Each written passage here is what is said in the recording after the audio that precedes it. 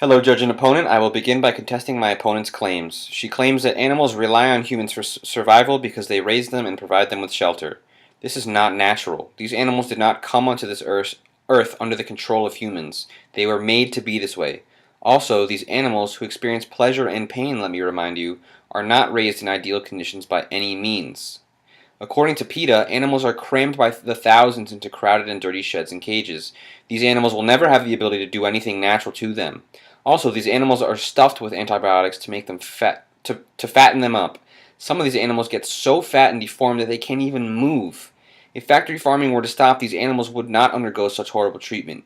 Yes, many would die because they are not used to living in the wild, but they would eventually become accustomed to surviving on their own, which is the natural way. Also, the fact that it would be difficult for factory farm workers to find other work does not justify their mistreatment and poor mental health. I argue that an individual's safety and mental health is more important than the job that causes these problems. Workers deserve to be treated with respect and should not be taken advantage of. Also, according to Human Rights Watch, many workers are underage. These horrible and illegal practices are unjustifiable and action is not being taken. You mentioned pesticides that are killing the bee population, stating that converting to vegetarianism could lead to the devastation of our planet. Vegetarianism is not to blame here. It is a matter of poor research and regulation. Steps are being taken to combat this pesticide as countries are beginning to ban it, and one state is suing the company that produces the pesticide, according to Natural News. If these pesticides are properly regulated, they will not be an issue. Vegetarianism will not end the world. Humans do not need meat in their diet. They can attain all nutrients through a vegetarian diet. Therefore, we are eating meat and condoning the slaughter of sentient beings who are raised solely for our purposes. What about the free will of these animals? Do you think they choose to be raised in this way, to be slaughtered for our convenience?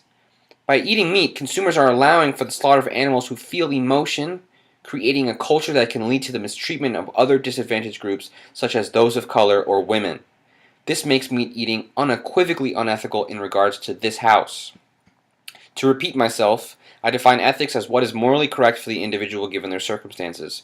Furthermore, I define this House as those in the first world who are economically stable. Therefore, your argument regarding the grasslands in Africa is pointless. In my discussion, I am not referring to those countries that need meat to survive. I essentially implied this in my opening speech. In the first world, and for people who can afford to buy vegetarian options, I argue that it is more ethical for them to refrain from meat eating because they can. Becoming a vegetarian in the first world is more ethical than meat eating because it helps prevent the slaughter of innocent beings who feel emotion, is beneficial to the health of the individual, and will help protect workers who are mistreated and taken advantage of. Thank you.